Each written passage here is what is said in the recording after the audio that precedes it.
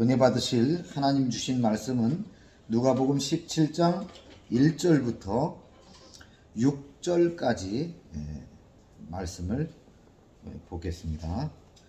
제가 여러분께 교독합니다. 누가복음 17장 1절부터 6절까지의 말씀입니다.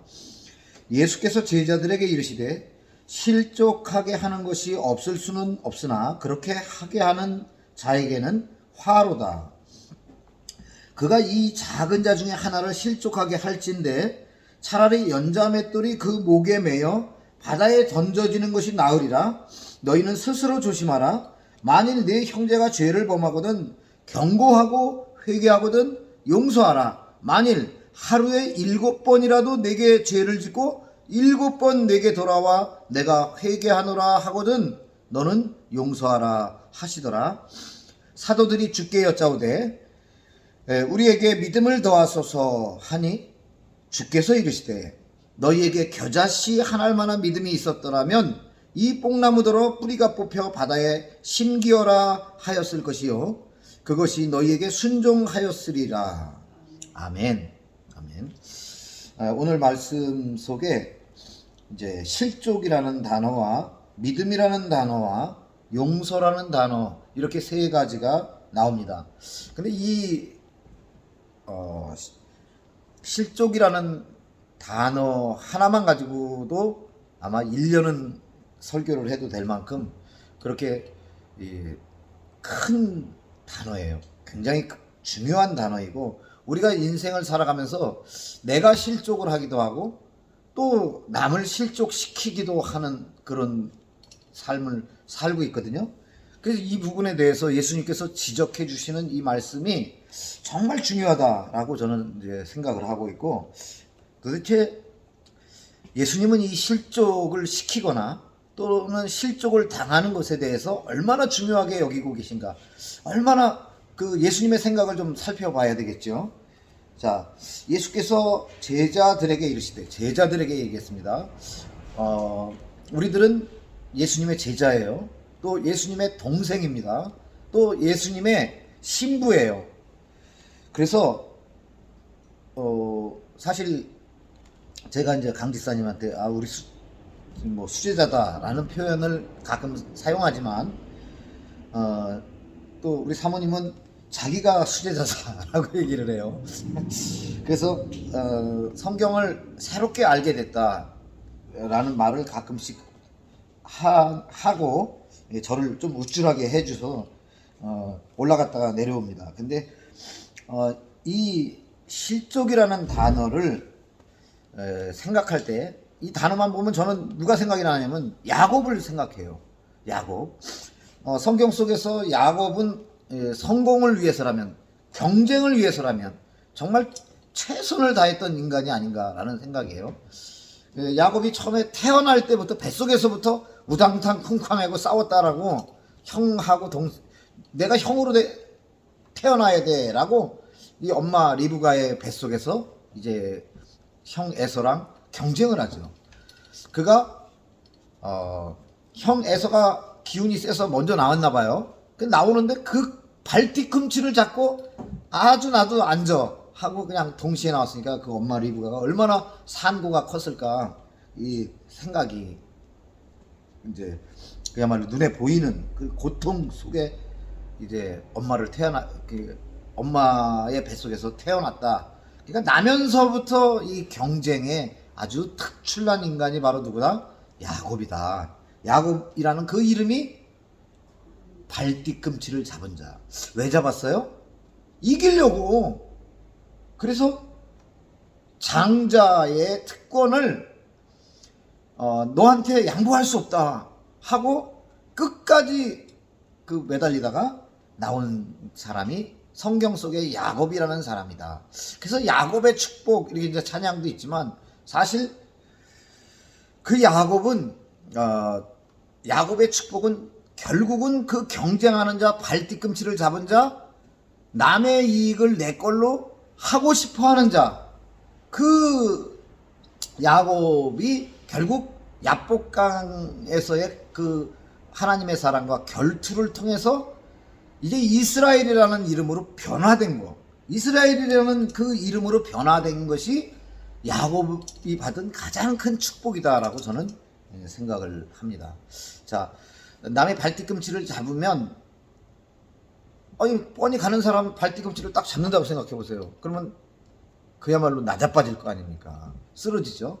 그러면 그가 얻으려고 했었던 장자의 특권 이런 것들을 이 야곱이 갖게 되는 거죠. 그러니까 남의 이익을 내 것으로 바꾸는 거예요. 결국 뭐다? 지난주에 설교 속에 나오는 남의 것을 타마다 자기 자리를 놓치는 그 부자의 모습이 여기서 이 실족해하는 자의 모습에서 보이는 거죠. 다른 사람에게 실족을 그러니까 결국은 실족이라는 게 뭐예요? 넘어짐이잖아요. 응? 이 발족자라고요. 그래서 이 넘어지게 하는 거예요. 다른 사람을 넘어지게 하는 그 일이 내가 의도하지 않았다고 하더라도 내가 다른 조심하며 살아도 나의 존재로 인해서 다른 누군가가 실망하고 실족하게 되는 일이 있을 수 있다는 거예요. 그냥 100% 없을 수는 없다. 우리가 인간 삶을 살면서 이게 예수님께서 하시는 말씀이에요. 나는 아니야. 그래도 내가 정말 최선을 다해 살면서 다른 사람들에게 기쁨을 주려고 노력하고 살았지 다른 사람들을 실족하게 해가지고 그 사람의 이익을 내가 뺏어 먹으려고 한 적 없어. 난 그런 사람 아니야 라고 말하는 사람들이 바로 누구다? 스스로 옳다 하는 사람. 누구? 바로 바리새인과 같은 사람. 제가 지난주에도 얘기했죠. 우린 민주당이야. 더불어 살려고 더불어 민주당이야 라고 말하는 사람들. 우리는 국민의 힘이야 라고 말하는 사람들. 그런데 그 사람들을 양쪽에서 다 보면 뭐예요? 주장은 자기들의 몫이에요. 스스로 우리는 국민이 주인이라고 생각해. 우리는 국민의 힘이야. 그렇지만 하는 짓들은 국민의 걱정거리고 국민을 무시하는 애들이죠. 그래서 스스로 옳다 하는 자들이 바로 그런 자들이란 말이에요. 사회 지도층이라고 얘기를 하면서 여러분 국정감사할 때 민주당이든 국민의힘이든 뭐 정의당이라는 사람들도 있어요. 지네가 또 정의래요. 그게 말도 안 되는 얘기를 하는 거죠. 그 사람들이 국무위원들, 장관, 차관들을 불러다 놓고 뭐라 합니까? 당신들 말이야 그런 식으로 하면 되겠어? 하고 막 외쳐요. 떠들어요. 그러고 나서 마이크가 꺼지죠. 뒤에서 뭐라 하냐? 야, 우리 술 한잔 하자. 이 업무 중에 뭐 하는 거예요? 어떤 놈은 게임도 하고 어떤 놈은 뭐예요? 주식 사고 팔고 코인 사고 팔고 여행 계획 짜는 사람이 있고 심지어 야동 보는 놈도 있어요. 걸렸죠? 누구요? 안양 어디 국회의원 했던 사람이 있어요. 인간적으로는 저도 아는 사람인데 어쨌든 야동보다 걸려가지고 신문기사에 한번 탁 났죠. 아니 국회에 앉아가지고 국무위원들 앞에다 놓고 질문을 한다고 하고 야당을 치고 있는 당신들 똑바로 해! 라고 얘기하면서 자기들은 뭔 짓을 한다? 말도 안 되는 짓들을 하고 있는 그 모습을 사실 우리는 이 언론 미디어를 통해서 많이 봐요. 그래서 과연 우리가 이제 로마서 3장에서 말하는 것처럼 모든 사람이 다 죄를 범하였으며라고 사도 바울은 이제 사람은 이렇게 그 죄와 너무너무 가까이 있고 죄의 유혹에 정말 쉽게 빠지는 그 존재임을 부정하지 말라고 얘기를 하고 있어요. 그래서 예수님께서도 지금 뭐라 그래요? 실족하게 하는 것이 없을 수는 없으나 우리의 삶 속에서 내가 현재 여기 있어서 사고가 난 거예요. 남의 차가 나를 와서 받았어도 내가 잘못한 거 없다고 나는 생각을 하잖아요. 근데 법은 어떻게 표현하냐면 당신이 여기 있어서 저 사람도 와서 들이박은 거야. 만약에 당신이 여기 없었으면 저 사람은 그냥 휙 지나갔었을 거야. 그런데 당신이 이 앞에서 얼쩡얼쩡 하고 있어서 들이받은 거야. 라고. 그래서 100대 0은 없어.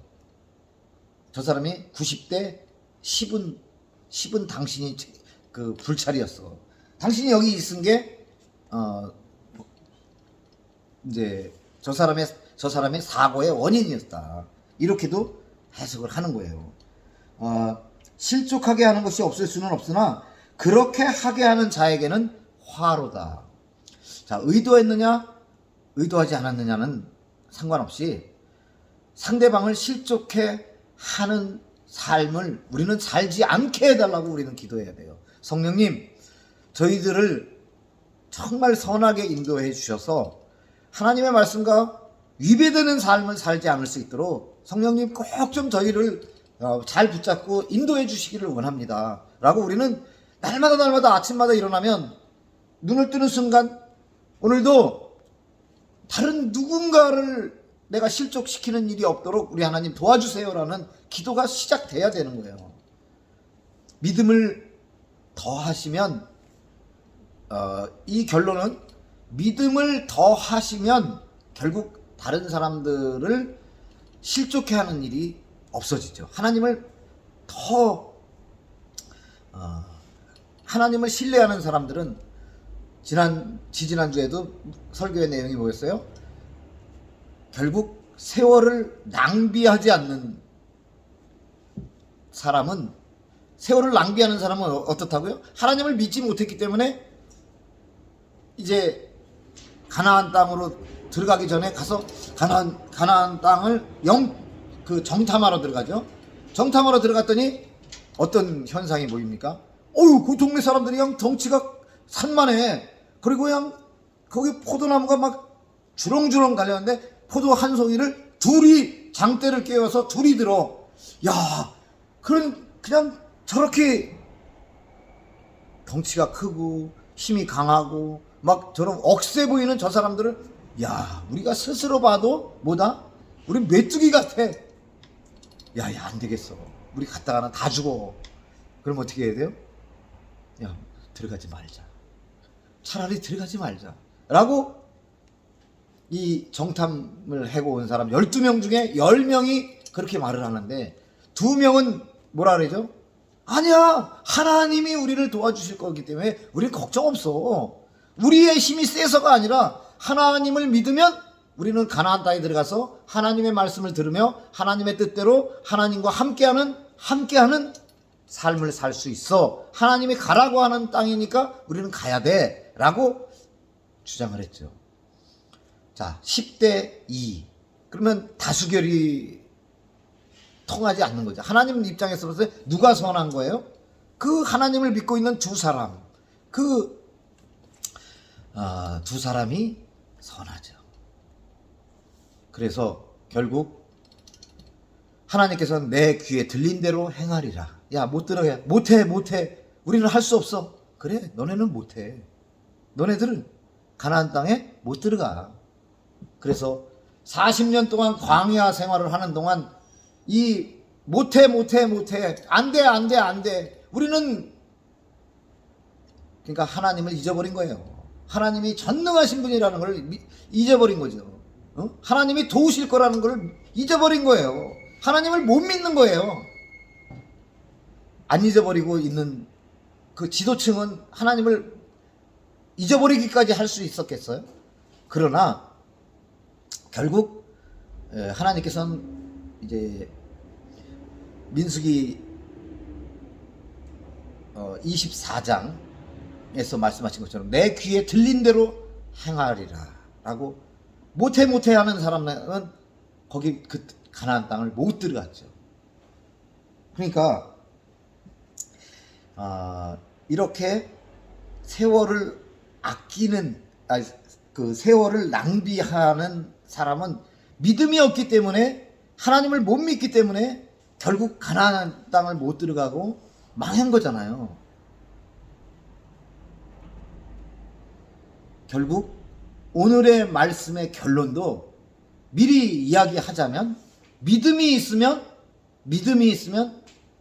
모든 것이 이루어진다는, 하나님을 신뢰한다면, 하나님을 믿는다면 모든 것은 하나님을 믿음으로, 하나님의 능력을 구함으로, 하나님께서 도우심으로, 하나님께서 함께 하심으로 모든 문제는 해결된다라는 거죠. 왜 10하루 만에 들어갈 그 길을, 가나안 입성을 40년 11개월이나 걸려서 들어가느냐는 거예요. 하나님을 믿고 세월을 아끼라. 낭비하지 마라. 네 인생의 시간을 그 돌고 돌아서 다시 와보면 그때 정말 하나님 잘 믿고 하나님 뜻대로 그렇게 살았으면 이 모든 문제가 해결됐을 텐데, 하나님께 진짜 매달리고 정말 하나님 뜻대로 살았으면 내가 이 모양 이 꼴이 안 났을 텐데 라고 후회하는 삶을 살지 말고 결국엔 하나님 믿고 모든 문제를 해결하라, 이런 이야기로 결론을 사실은 맺습니다. 그래서 실족하게 하는 것이 없을 수는 없으나 그렇게 하게 하는 자에게는 화로다.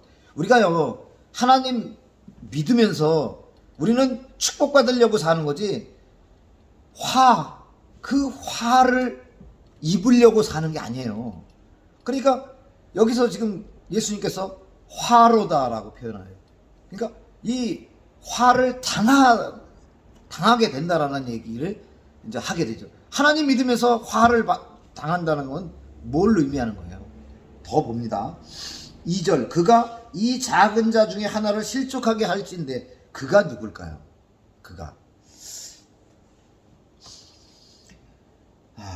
그렇게 하는 자, 실족하게 하는 자, 그가 누굴까요? 이게 수수께끼예요. 그가 바로 사회 지도층이라고도 하고 이중인격적 삶을 사는 자들, 그리고 더 단도직입적으로 말하면 누가복음 16장에서 이제 16장 14절에 보면 바리새인들은 돈을 좋아하는 자들이라고 예수님께서 노골적으로 직접적으로 이제 펀치를 한번 날렸죠. 여기 어떤 부자에게 청지기가 있는데 그가 주인의 소유를 낭비한다는 16장 1절에도 보면 뭐라고 나와요? 주인의 소유를 낭비하고 있는 불의한 청지기, 이런 존재들이 바로 그라고요. 여기서 말하는 실족하게 하는 자가 바로 그런 사람이고, 여기 나사로와 그 부자의 이야기 속에서도 바로 그 부자가 바로 누구다? 이 실족하게 하는 자예요. 자, 2절에 그가 이 작은 자 중에 하나를 실족하게 할진대 차라리 연자 맷돌이 그 목에 매여 바다에 던져지는 것이 나으리라. 여기서 우리는 깊은 생각을 해봐야 돼요. 이 연자 맷돌이 목에 매여서 바다에 던져지는 것이 나은 존재가 누굴까? 강 집사님, 연자 맷돌이 목에 매여서 던져지는 것이 나은 존재는 누구예요? 자, 실족을 당한 사람이 연자 맷돌을 목에 쥐고 바다에 던져진 것처럼 고통스럽게 된 거로 하나님은 보신다는 거예요. 그러면 그에 대한 심판은 어떨까요? 연자 맷돌이 목에 매여서 바다에 던져져서 숨이 막혀서 헉헉대는 그 고통을 받은 그 사람보다는 더 큰 심판을 받아야 될 거 아니에요.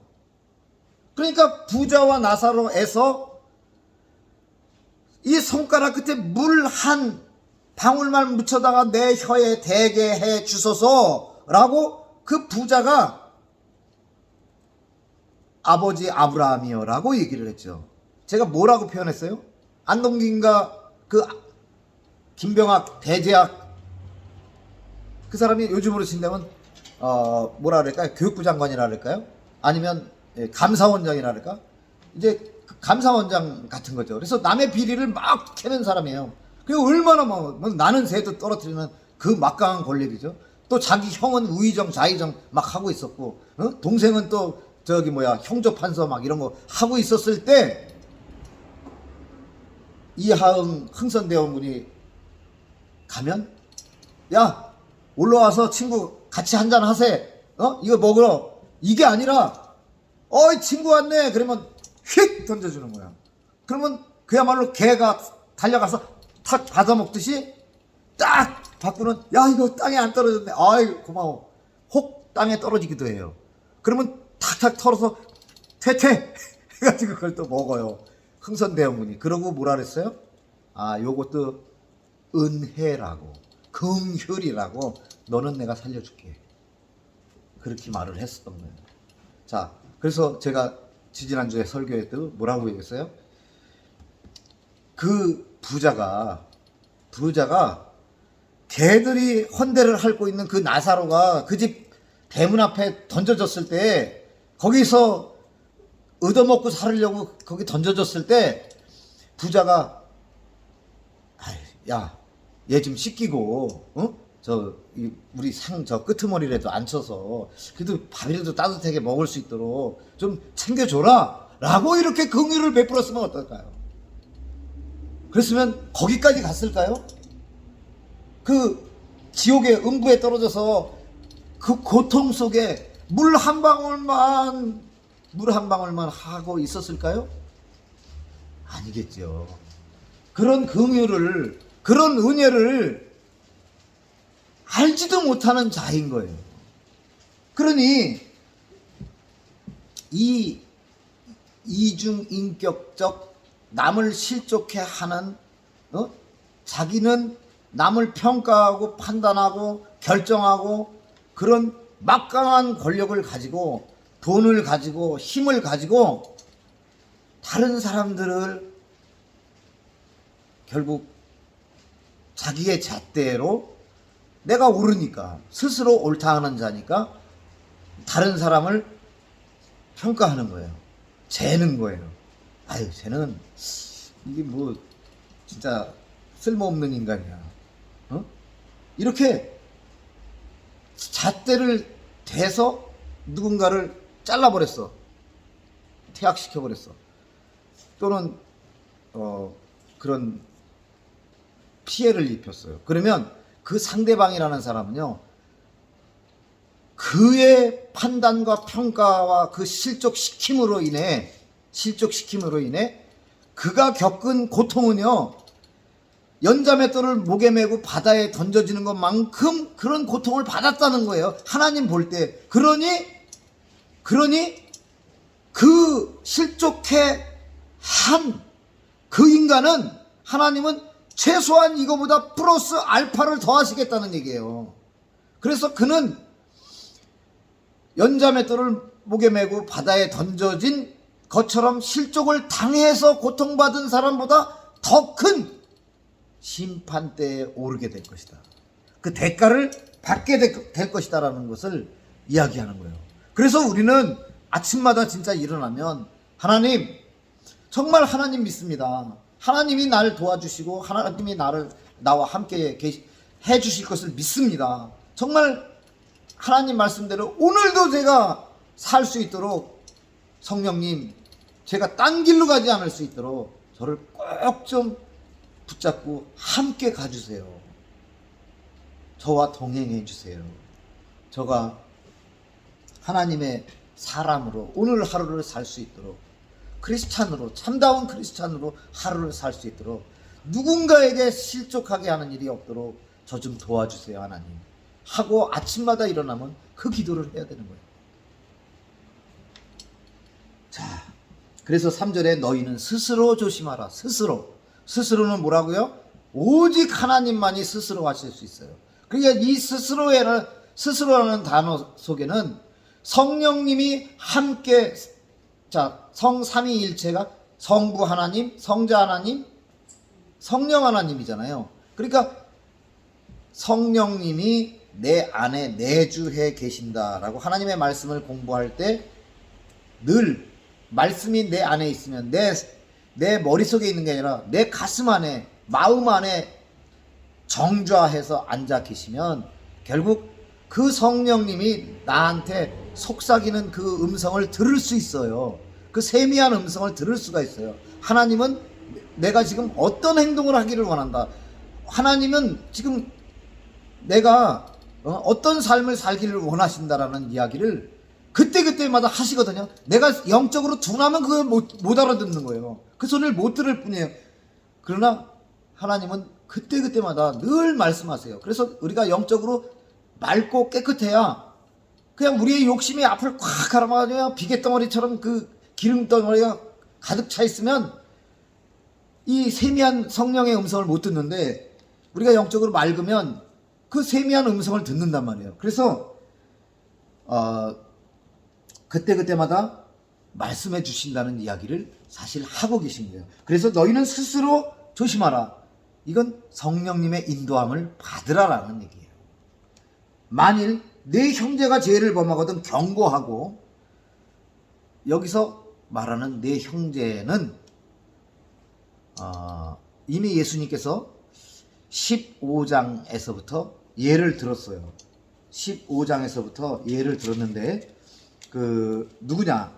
바로 15장에 보면 큰아들과 둘째 아들이 한 아버지 밑에 있죠. 그런데 둘째 아들이 떼를 씁니다. 아버지, 내 목 주세요 라고 얘기를 해요. 그래서 여기서 내 목, 자기의 목, 남의 목 이런 이야기가 나오는 거예요. 남의 것, 내 것. 그래서 자기 몫을 달라고 하고 떼를 씁니다. 그때 형의 역할은 뭐였을까요? 형의 역할은 경고를 해야 돼요. 야, 안 돼! 너 지금 아버지가 살아계신데 어디 아버지의 것이잖아. 이거는 네 몫이 아니야 하고 경고를 했어야 되는 거야. 그런데 내 형제가 죄를 범했다. 그래서 아버지를 죽은 사람 취급해버린 거예요. 아버지의 실권을 뺏어버리는 거예요. 그러니까 그 형제에게 이 형이라는 사람은 경고를 했어야 돼요. 그리고 회개하거든 용서하라. 나중에 이제 회개하고 돌아왔잖아요. 근데 용서를 했어요, 못했어요? 용서를 안 했죠. 왜 안 했냐? 왜 안 했냐? 하나님을 못 믿기 때문에 이 사람은 용서를 못하는 거예요. 여기 보면 만일 하루에 7번이라도 내게 죄를 짓고 7번 내게 돌아와 내가 회개하노라 하거든 너는 용서하라. 아니, 용서에 왜 믿음이 나오냐? 하나님을 믿는 믿음이 용서에 왜 나오냐? 응? 이게 좀 이상하지 않아요? 자, 5절에 사도들이 주께 여짜오되 우리에게 믿음을 더하소서라고 얘기해요. 뜬금없이. 그래서 제가 그랬잖아요. 믿음이 있다면 용서할 수 있어요. 믿음이 있다면 승리할 수 있어요. 믿음이 있다면 정말 무엇이든지 할 수 있어요. 이스라엘 민족이 그 40년의 세월을 40년 11개월이면 41년이죠. 41년이라는 세월을 낭비할 수밖에 없었던 게 뭐냐? 믿음이 없어서 그랬단 말이에요. 하나님이 나를 도와주실 거고, 그리고 하나님이 전능하신 분이라는 것을 알지 못했다는 거예요.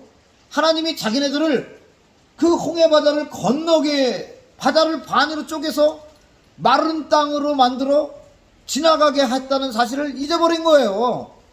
하나님이 하셨다는 것을 잊어버리고, 모세가 능력이 세가지고 했나? 생각을 해보세요. 하나님이 전능하신 분이라는 것을 믿는다면 우리는 용서를 할 수가 있는 거예요. 여기서 하루에 7번을 나한테 죄를 지고 간 놈, 생각을 해봐요. 때려 죽여야죠. 우리의 성정으로 보면 내게 하루에 한 번만 사고를, 나를 열받게 하고 실족시키고 나를 못 견디게 만들었다. 그래도 열받아 못 살겠는데 7번이나 나한테 사고치고 갔다가 다시 와서 용서를 해요. 이게 약 올리는 거지 어디? 안 그래요? 신집사님 견디겠어요? 딸이 그래도 야 너 나가 난 더 이상 너하고 못 살겠어 하고 내쫓을 거래요. 딸이 7번을 와서 엄마한테 사고를 치면 어떻게 할까? 그리고 와서 또 금방 엄마 잘못했어요. 7번을 해도 자식이 그래도 뭐 이거 견디기 어려울 거래요. 그런데 형제는 한치 건너 두치죠. 어떻게 보면 나하고 경쟁자죠. 아버지의 재산을 나눠야 될 그 존재. 그런데 7번을 실족해 하고 그리고 돌아와서 또 용서해달라. 그래도 예수님은 용서해 주라는 거예요. 그래도 예수님은 용서해 주라는 거예요. 그 얘기를 하고 있으니까 이 사도는 그냥 평범한 제자들과 달라요. 이 앞에서는 뭐라 그랬어요? 17장 1절 시작이 뭐예요? 예수께서 제자들에게 이르시되, 그랬는데 여기서는 5절에서 사도들이 주께 여짜오되라고 얘기해요. 왜? 이 성경은 예수님이 돌아가시고 난 뒤에, 그리고 사도들도 결국 예수님이 이제 돌아가시고 나서 보니까 제자라고 다 했었던 사람들 중에 아닌 사람도 있더라라는 거죠. 제자라고 예수님을 쫓아서 다녔던 사람들 중에 나중에 보니까 진짜 사도가 있어요. 그 사람들은 죽을 때까지 진짜 예수님 전하고 자기들도 예수님처럼 그렇게 순교하신 그런 분들이죠. 그 사도들이 주님께 여짜오되 우리에게 믿음을 더하소서 하니 주께서 이르시되 너희에게 겨자씨 한 알만한 믿음이 있었더라면 이 뽕나무더러 뿌리가 뽑혀 바다에 심기어라 하였을 것이요 그것이 너희에게 순종하였으리라. 이 말씀을 결론 내기 전에 여러분 밀양이라는 영화를 보셨나요? 밀양이라는 영화 속에 전도연이라는 그 주인공이 아들이 있었죠. 아들이었나 딸이었나 나 기억도 잘 안 나는데 너무너무 귀엽고 이쁜 아이가 있었어요. 남편과 사별하고 남편의 고향인 밀양이라는 그 도시로 이제 내려오죠. 근데 밀양이라는 도시가 그렇게 험악한 도시가 아닌데 그런데 하여간 경상남도에 있는 밀양시가 햇빛이 아주 농밀한 이제 그 햇빛이 강렬한 곳이다. 그래서 그 어떤 사람들의 성정이라는 게 좀 뜨겁다 이런 그 표현도 있을 거예요. 근데 그 전도연이라는 사람이 아이를 데리고 열심히 살죠. 피아노 학원을 하면서 막 사는데 거기 차량 운행을 하는 기사분이 이 여자가 남편 유산도 좀 있을 거다. 뭐 사고로 죽었으면 뭐 재산도 좀 있을 거다라고 생각을 하고 그 아이를 이제 그 유괴했다가 돌보지 않고 그래서 죽게 되죠. 그래서 결국은 아이를 죽게 한 그 사람은 감옥을 갑니다. 감옥을 가가지고 감옥 생활을 하죠. 근데 이 주인공은 이제 너무 고통스럽고 괴로움 속에서 정말 교회를 나가게 돼요. 그냥 하나님을 믿는다고 예배 드리면서 막 이렇게 손뼉을 치며 찬양도 하고 많은 그 교인들이 따뜻하게 해주고 그러면서 마음의 위로가 좀 돼요. 그래서 이제 막 죽이고 싶었던 분노에서 어느 정도 이제 해결이 됩니다. 그래서 어느 날 기도하고 이렇게 예배 생활을 하고 이렇게 하면서 내가 이 사람을 용서해야 되겠다. 더 이상 이제 분노하고 더 이상 이래서는 안 되겠다 하고 교도소로 찾아갑니다. 이제 몇 년의 시간이 물론 흘렀어요. 가가지고 그 사람을 면회해서 전도연이 얘기하죠. 생글생글 웃으면서 저는 당신을 용서합니다 라고 얘기를 하는데 아니 그 살인범 놈이 이렇게 얘기를 하는 거예요. 활짝 웃으면서 자매님 걱정하지 마세요. 저는 이미 하나님으로부터 용서를 다 받았습니다. 아니 이 인간이요, 그 피해자 전도연의 앞에 무릎을 꿇고 고맙습니다 고맙습니다 하면서 저를 용서해 주셔서 고맙습니다 하고 눈물을 흘려야 될 거 아니에요. 근데 거기서 밝게 웃으면서 뭐라 그래요? 아유, 나는 이미 하나님이 다 용서해 주셨어요. 난 재밌게 행복하게 살아요. 약 올리는 거잖아요, 이거는. 여러분 같으면 그거 견디겠어요? 야, 이 개자식아, 그냥 하고 물컵이라도 있으면 집어던질 거 아니에요. 뭐 이런 인간이 다 있냐고. 예수 믿으면 이렇게 뻔뻔해지는 거냐고요.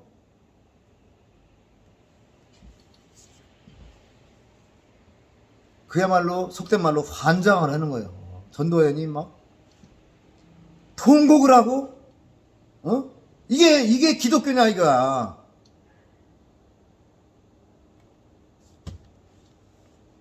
정말 신앙을 모르는 사람들은 이 상황에 대해서 이해하기가 정말 어려워요. 근데 오늘의 결론은 뭐라고요? 믿음이 있으면 이 모든 것으로부터 벗어날 수 있어요. 용서할 수 있어요. 화가 안 날 수가 있어요. 문제 해결은 믿음이에요. 그래서 사도들은 아는 거예요. 예수님이 돌아가시고 나서, 십자가에 달려 돌아가시고 나서 이 사도들은 아는 거예요. 왜? 그때 그 질문을 하시던 그 예수님의 제자들 중에 진짜 제자들, 사도들이 그때 이 질문을 왜 했는지 이 누가는 알겠는 거예요. 그래서 이 부분을 이렇게 기록해 놓은 거예요. 그때 몇몇의 제자들이 나중에 보니 이 사람들이 사도더라. 근데 이 사람들이 뭐라고 예수님한테 질문을 부탁을 했냐? 여긴 여짜오대라고 얘기했지만 여짜오대 얘기했잖아요. 여짜오대. 여쭙는 거는 질문하는 거잖아요. 질문. 우리가 어떻게 하면 믿음이 있을까요? 우리에게 믿음을 더하소서. 그건 기도이고 호소이지 여짜오대가 아니죠. 근데 왜 이 여짜오대 이 표현을 써놨을까? 어떻게 하면 우리가 믿음이 생길까요? 라고. 그래서 결론은 뭐냐? 우리에게 결국은 믿음이 있게 해주세요. 하나님을 믿는 믿음이 우리에게 더하게 해주세요. 우리가 어떠한 경우에도 놓치지 않고 언제나 어떤 상황에서도 화가 나고 미치겠고 죽여버리고 싶고 내가 차라리 뛰어내려서 죽어버리고 싶은 그 심정, 그 상황, 결국 그게 실족이잖아요. 사람이 울컥해가지고 누군가를 그냥 절벽에서 뛰다밀기도 하고 칼 들고 쫓아가서 죽여버리기도 하고 시발유를 끈지고 그냥 저 집을 불질러버리고 내 분노를 그냥 해결하고 싶을 이때에 어떻게 합니까? 하나님을 믿는다면 그 짓을 못해요. 그 짓을 안 해도 돼요. 그 상대방이 7번이나 나를 실족해 하고 나를 열받게 하고 와서 자 아침에 한 번, 점심 먹기 전에 또 한 번, 점심 먹을 때쯤 한 번, 점심 먹고 나중에 막 식곤증 와가지고 커피 한 잔 먹을 때 또 와서 나를 실족해 하고 약 올리고 갔다가 와서 용서를 해달라고 7번을 나한테 와서 이런 이게 있을 수 있는 일이냐고요. 근데 그럼에도 불구하고 믿음이 있다면 용서할 수 있다는 거예요. 믿음이 있다면 용서가 가능하다는 거예요. 에베소서 2장 8절 9절에 우리 같이 봅니다. 에베소서 2장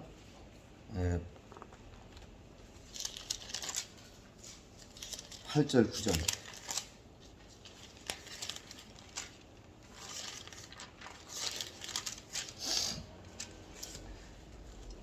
제가 읽습니다.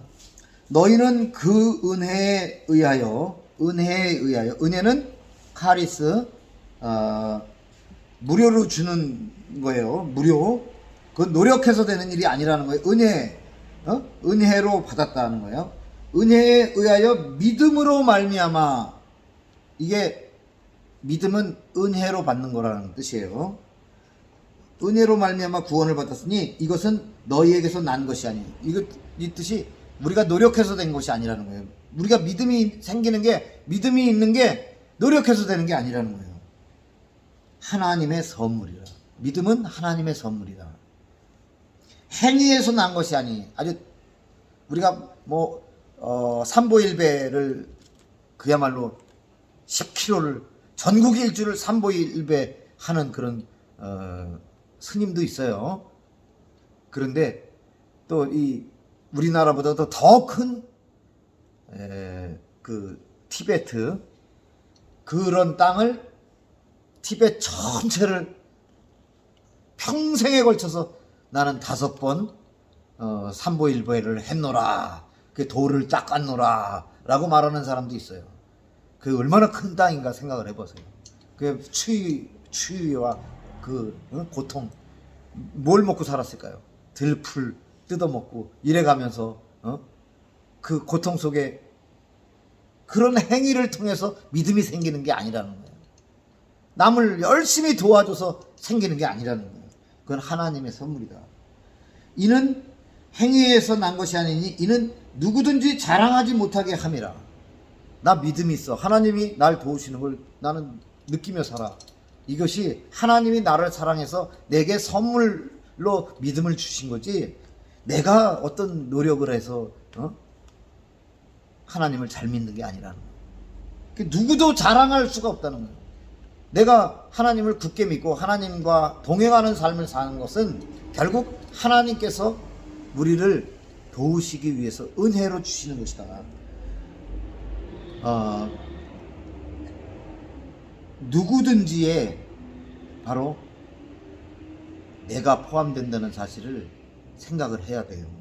그리고 누구든지에 소위 말하는 스스로 옳다 하고 생각하는 그 사람들도 포함된다는 사실이에요. 그래서 10절에 보세요. 우리는 그가 만드신 바라. 또 지금도 만들어가고 계세요. 우리의 육체가 만들어졌다고 해서, 아까도 제가 제 머리 숱이 이렇게 숭덩숭덩 빠져 없어지는 거를 그냥은 모르는데 나중에 내 영상을 보니까 보이더라고요. 아유, 안타깝다 라는 표현보다 이거 가고 있구나, 그런 생각이 드는 거예요. 그래서 우리는 그가 만드신 바라. 나는 나의 나된 것은 하나님의 은혜다라는 것을 생각해야 되는 거예요. 그리스도 예수 안에서, 그게 크리스찬이죠. 그리스도 예수 안에 있는 사람이 크리스찬이죠. 예수 안에서 선한 일을 위하여 지으심을 받은 자니. 선한 일은 뭐라고요? 칼로스, 선한 일. 하나님의 뜻이 내게서 나타나는 것이 선한 일이에요. 하나님의 계획이 나를 통해서 드러나게 되는 것이 선한 일이에요.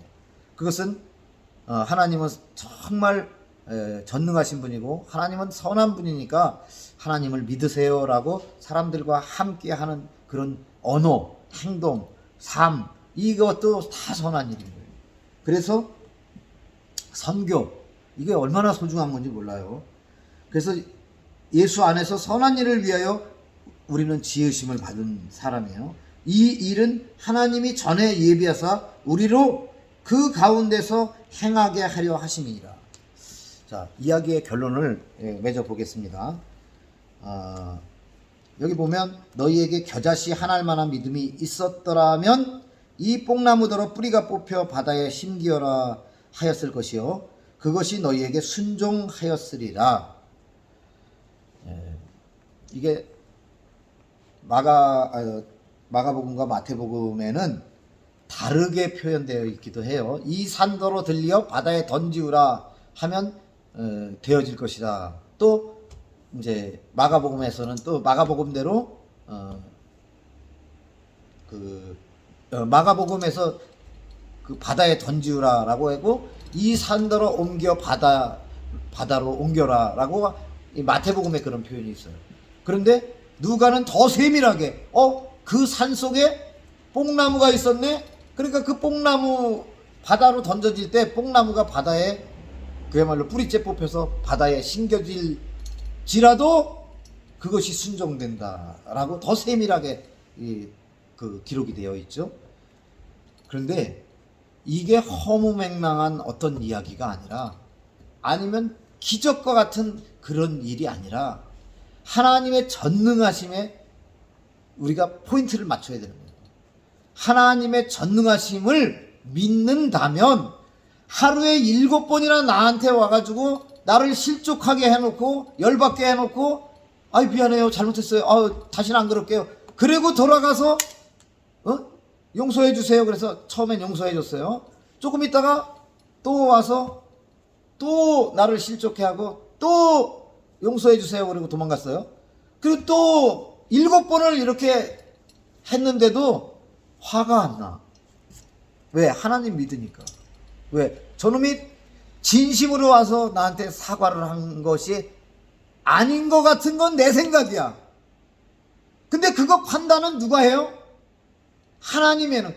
제가 진짜 멍청해서, 진짜 자기가 미숙해서, 자기 욕심대로 욕구대로 자기가 또라이라서 정신병자라서 금방 내한테서 지갑에서 돈 훔쳐가지고 도망가고, 아니면 내가 앉아있는 의자에서 의자 싹 빼가지고 내 엉치뼈가 나가게 해놨더라도, 그랬더라도 제가 정신병자라서 저런 짓을 한 건지, 아니면 저 사람이 진짜 내 몫의 재산을 다 훔쳐가지고 도망가서 다 탕진을 하고 돌아와서 이렇게 내게 그런 짓을 할지라도 하나님께서 보시고 나한테 더 큰 걸 주실 수도 있잖아요. 하나님께서 보시고 아유 얘가 억울하구나, 그 억울함을 하나님께서 보시고 안 풀어주겠어요?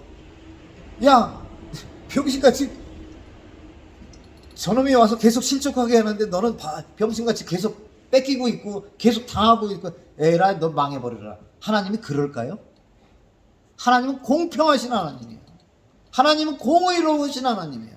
하나님은 전능하신 분이에요. 그 하나님이 내가 이렇게 손해보고 있고 내가 이렇게 실족을 당하고 있고 괴로움을 받고 있는데 그냥 내버려 두시겠어요?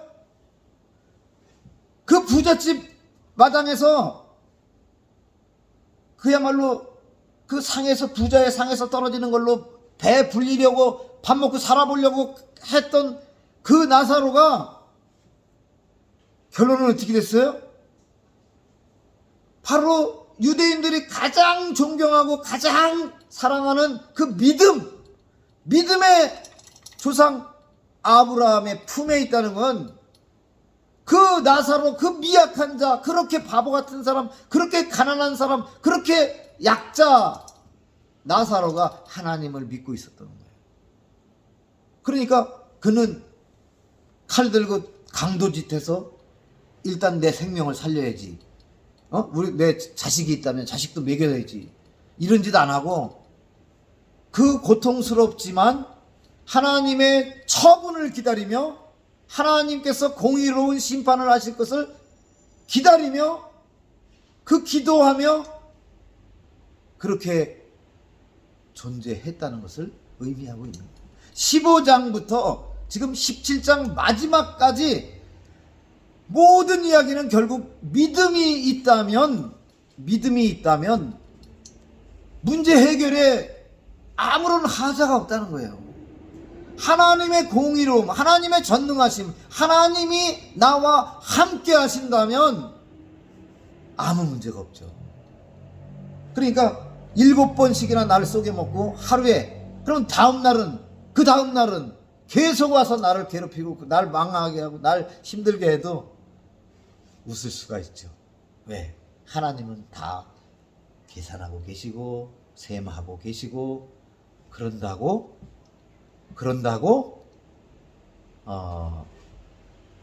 하나님의 속성, 하나님은 선한 일을 위해서 나를 지금 지우고 계신 거야. 나는 하나님의 계획 속에 있어 라는 것을 믿는다면, 그러니까 내가 믿음이 있다면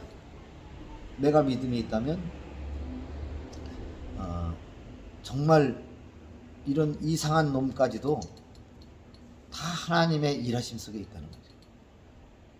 자, 예수님께서는 이렇게 말씀하셨어요. 참새 2마리가 한 아사리온에 팔리는 것이 아니냐? 그 중에 하나가 땅에 떨어지는 것도 하나님이 허락하심이 없으면 있을 수 없느니라. 참새 5마리가 2아사리온에 팔리는 것이 아니냐? 또 한편에서는 그렇게 말했죠. 그게 뭐냐? 그렇게 미약한 작은 것 하나까지도 하나님의 계획 속에 다 있다는 거예요.